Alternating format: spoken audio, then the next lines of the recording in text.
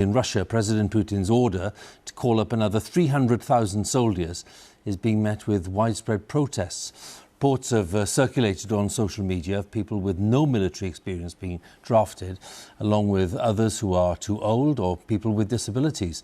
This report by our Russia editor Steve Rosenberg includes some distressing images.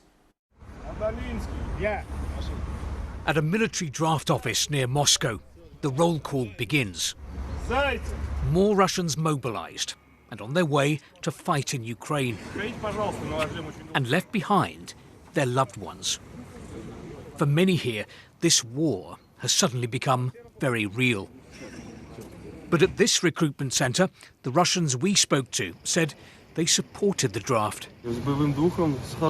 I'm in the mood to fight, says Dmitry, an HR manager. Since we've been drafted, we have to serve.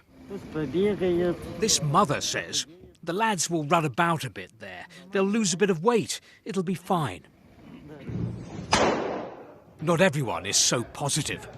In Siberia, a recruitment officer was shot and seriously wounded.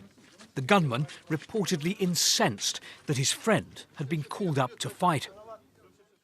Across Russia, there's been a spate of attacks on enlistment officers.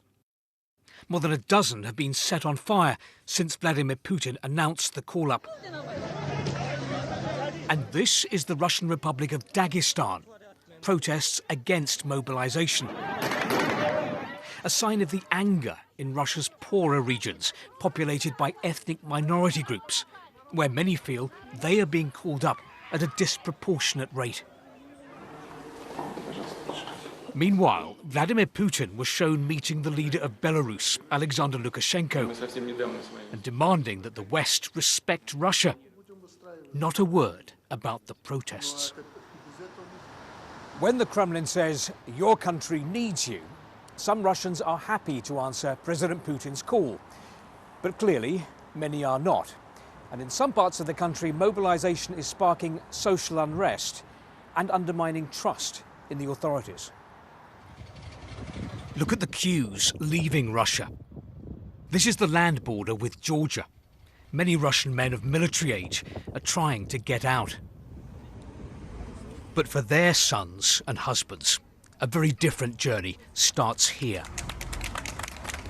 Destination, Ukraine and the Kremlin's war.